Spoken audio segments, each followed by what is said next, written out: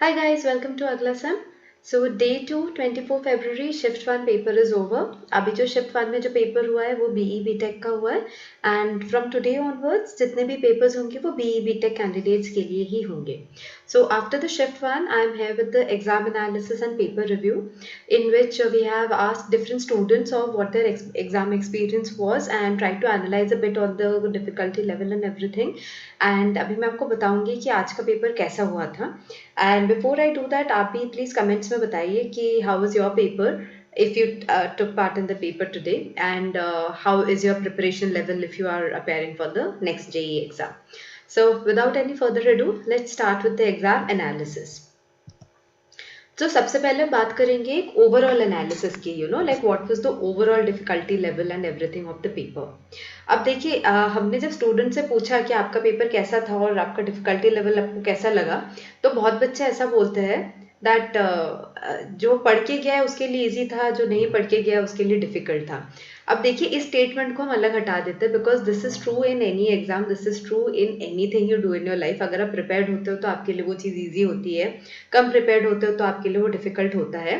But हमेशा एक exam के बाद ना एक इनिशियल रिएक्शन होता है कैंडिडेट का एंड वो थोड़ा थोड़ा काफ़ी स्टूडेंट्स में वेरी करता है, बट हम एक ओवरऑल रिएक्शन देखते हैं कि कैंडिडेट्स का किस तरफ ज़्यादा झुक रहा है. जैसे कि जो लास्ट शिफ्ट हुआ था, जो कल जो एग्जाम्स हुए थे, उसमें बच्चों ने निकलते ही बोला था पेपर ईजी था. But in today's paper in shift 1, maximum students were a little shocked and overall they said that the difficulty level was on the higher side. कुछ स्टूडेंट्स ने अगेन वही वाला कमेंट दिया कि जो पढ़ के गया उसके लिए इजी था, नहीं पढ़ के गया टफ था. बट उसको अगर हम हटा दें so overall the paper was on the tougher side. So अगर हम उसको थोड़ा सा निगेट भी कर दे क्योंकि एक सेक्शन काफ़ी इजी था और एक बाकी थोड़े ज़्यादा डिफिकल्ट थे, तो हम ऐसा बोल सकते हैं कि मॉडरेट से ऊपर था. मतलब यूजुअली जैसे पेपर एनालिसिस होता है ना, इजी है, मॉडरेट है, टफ है, तो एकदम बहुत ज़्यादा टफ भी नहीं कह सकते हैं, पर हाँ मॉडरेट और टफ के बीचों बीच था. So it was on the higher level. क्यों हम इसको बोलेंगे कि पेपर आज का टफर था? कि देखिए एक तो जहाँ तक हमने अभी तक जो क्वेश्चन सुने हैं बच्चों से, so they were of a good standard. मतलब जैसे कि आप एनसीईआरटी या किसी बुक में भी देखते हो ना कि questions difficulty level easy medium hard में दिए हुए होते हैं, तो इस बार जो क्वेश्चन थे वो स्टैंडर्ड के थे. They were pretty decent type of questions. So that's why we can say that the overall paper difficulty level was moderate to tough. तो अगर आप फर्स्ट सेशन के स्टूडेंट्स हो और आपका पेपर बहुत ज़्यादा अच्छा नहीं गया तो आप ज़्यादा पैनिक मत करिए. ओवरऑल ही बच्चों का पेपर बहुत ज़्यादा अच्छा नहीं गया है. अब ऐसा बच्चे डायरेक्टली नहीं बोल रहे, बट हाँ सब एवरीबडी इज लाइक हाँ यार आज का पेपर तो टफ था. So if you also felt the paper was tough then you are not alone. And if you felt the paper was easy then very good, आपके शायद बहुत ही अच्छे मार्क्स आ जाए क्योंकि बाकी बच्चों को तो पेपर मोर और लेस टफ लगा था. सेक्शन वाइज जो थे, केमिस्ट्री का सेक्शन ईजीएस्ट था. सम ऑफ द कैंडिडेट्स फेल्ट कि उन्होंने बहुत ही जल्दी केमिस्ट्री को सॉल्व कर पाए थे. दे were pretty direct questions. And physics का सेक्शन मॉडरेट था. मैथमेटिक्स सबसे टफ था. अब देखिए मैथमेटिक्स हमेशा ही जेई मेन में टफर साइड में ही रहा है क्योंकि वो ऐसा सेक्शन है जिसमें कि आपको कैलकुलेशंस बहुत करनी पड़ती है, तो आपको टाइम बहुत लगता है and you often time you panic in. But आज के में जो बच्चों को लगा वो ऐसा था कि जो एमसीक्यूज थे मैथमेटिक्स में उनमें वो एलिमिनेट नहीं कर पाए थे ऑप्शंस को. Because see an easy question is also one जिसमें कि आप एलिमिनेट करके आंसर्स को कर सकते हो, बट आज के मैथमेटिक्स में एमसीक्यू क्वेश्चंस में एलिमिनेशन नहीं हो पाई एंड नेगेटिव मार्किंग के डर से बहुत बच्चे रैंडमली कोई भी आंसर नहीं मार्क कर सकते हैं. और जो न्यूमेरिकल वैल्यू क्वेश्चन थे उनमें कोई नेगेटिव मार्किंग नहीं है, बट वो सॉल्व करने में काफी टाइम लग रहा था. तो ये दोनों चीजें मिला के जो है मैथमेटिक्स का सेक्शन काफी टफ पाया गया बच्चों के लिए. This is something which a lot of students have said that they found mathematics to be really tough. Chemistry को यूनानिमसली लोगों ने इजी डिक्लेयर करा है. फिजिक्स ऐसा सेक्शन था जो कि कुछ बच्चों की जिनकी स्ट्रेंथ थी फिजिक्स उनको बहुत ही इजी लगा था. वो बोल रहे थे यार हमको तो केमिस्ट्री से भी ज्यादा इजी फिजिक्स लगा था. बट अगर हम एक एवरेज रिएक्शन लेते कैंडिडेट का तो फिजिक्स बच्चों को मॉडरेट लगा था. अगर हम और इन डेप्थ में जाते ओवरऑल एनालिसिस की, तो जो न्यूमेरिकल टाइप ऑफ क्वेश्चंस थे वो मैथ्स में वो टफर लेवल के थे. जैसे कि आपको पता है कि इस बार 20 जो थे एमसीक्यूज थे, 10 न्यूमेरिकल वैल्यू टाइप थे, उन 10 में से आपको 5 ही अटेम्प्ट करने थे. अगर हम 1 to 10 डिफिकल्टी लेवल की बात करते हैं तो जो पेपर का डिफिकल्टी लेवल होगा वो 7-8 में वेरी करेगा. ये बच्चों ने कंफर्म कर दिया है कि डिलीटेड पोर्शंस ऑफ सीबीएसई में से भी क्वेश्चन आए थे, बट हमने पहले भी अगला सेम पे आपको बताया कि जेई का सिलेबस चेंज नहीं हुआ है, तो ऑब्वियसली डिलीटेड पोर्शन से क्वेश्चन आने थे। But I am very sure a lot of you were waiting कि एक एग्जाम हो जाने दो, हम देखते डिलीटेड क्वेश्चन आते, डिलीटेड पोर्शन से क्वेश्चन आते हैं कि नहीं, फिर हम उसको पढ़ेंगे। So guys, if you have not started from the deleted portions of CBSE, please do go head and study them, because उनसे क्वेश्चन आने वाले हैं।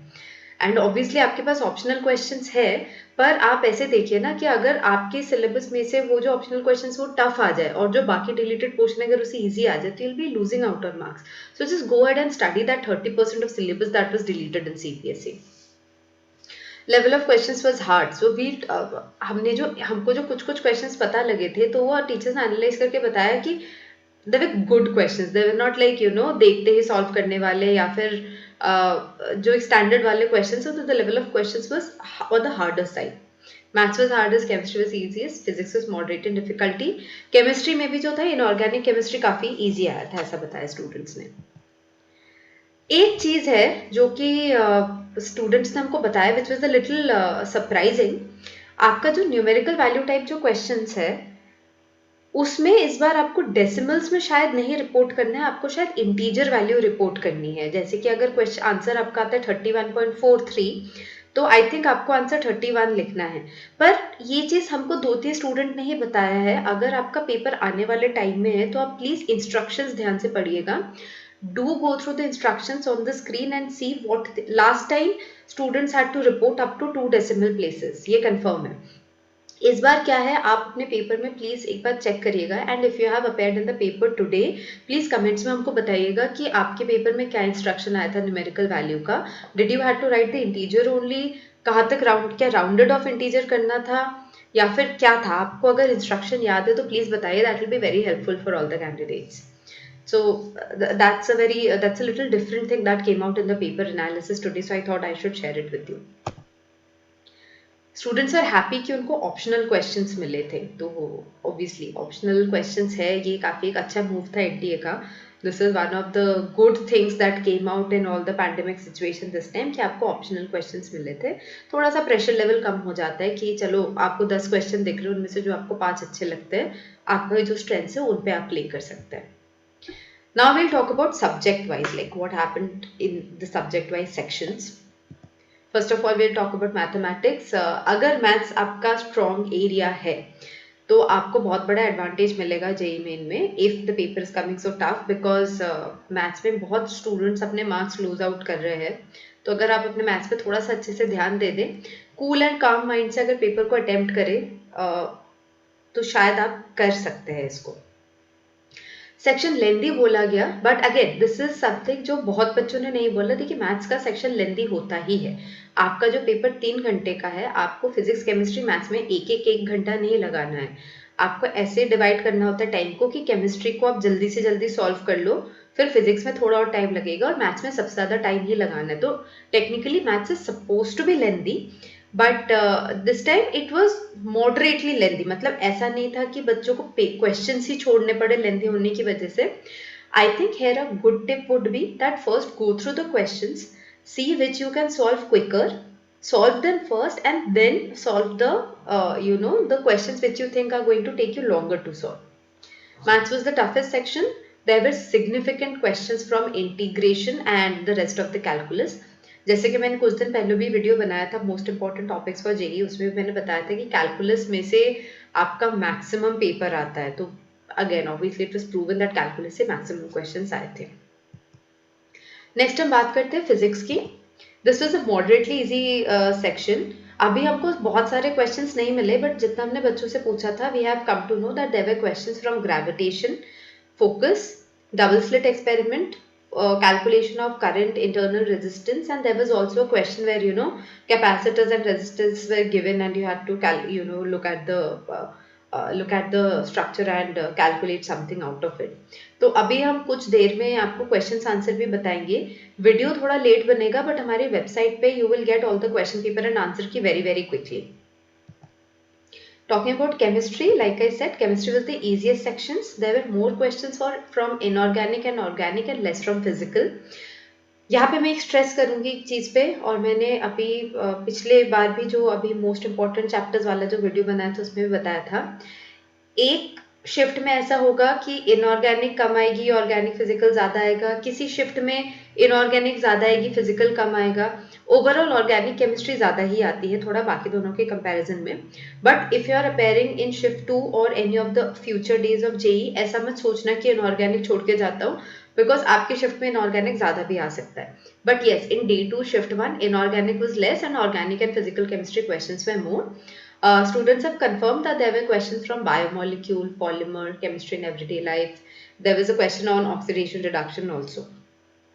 So I think that's it for the exam analysis. हम बहुत ही जल्दी आपके लिए answer की क्वेश्चन पेपर भी लाएंगे। इनफैक्ट मैंने डिस्क्रिप्शन में लिंक्स भी दे दिए हैं क्वेश्चन पेपर आंसर की का। मैं आपको एक बहुत ही अच्छी चीज़ बताना चाहती हूँ कि हमारे जो वेबसाइट पे जो हमने आपको डे वाइज आंसर की का जो पेजेस लॉन्च करे हैं, उसमें हमने आपको एक टूल प्रोवाइड करा है। तो you don't have to wait for people to give you question paper answer key, आप हमारे टूल पे जाइएगा। देखिए ऑलरेडी हमने 24/5 शिफ्ट 1 के काफ़ी सारे क्वेश्चन आंसर्स डाल दिए यहाँ पे, right? So okay, fine. So we have already uploaded, even while I'm making this video, my team has already put up a lot of question answers. तो आप प्लीज़ इन क्वेश्चन आंसर्स को जाके देख लीजिए, और इनको आप देख लीजिए कि आज क्या क्या क्वेश्चन आंसर्स आए थे। आपको आंसर के भी अगला सेम पे मिलना शुरू हो चुका है। So head over to the link in description below, और उसमें जाके आप आंसर की क्वेश्चन पेपर पूरा देख सकते हैं। If you are somebody who appeared in the paper today, तो आप यहाँ पे दिए गए टूल पे, यहाँ पे हमने सबमिट जेईई मेन क्वेश्चन वाला टूल दिया है, इस पे आप जाके क्लिक करके अपना क्वेश्चन सबमिट कर दीजिए, हम यहाँ पे आपको उसका आंसर दे देंगे। एंड अगर आप एक फ्यूचर जेईई एस्पिरेंट है जिनका कि पेपर या तो अभी कल है या परसों है, तो आप यहाँ पे आके क्वेश्चन आंसर सारे देख लीजिए, मैंने आपको पूरा लिंक डिस्क्रिप्शन में दे दिया है। So guys, best of luck for your results and best of luck for the future JEE aspirants. And आप प्लीज हमें कमेंट्स में बताइएगा कि आपका पेपर कैसा रहा and what are the other things you want us to tell you about. Bye.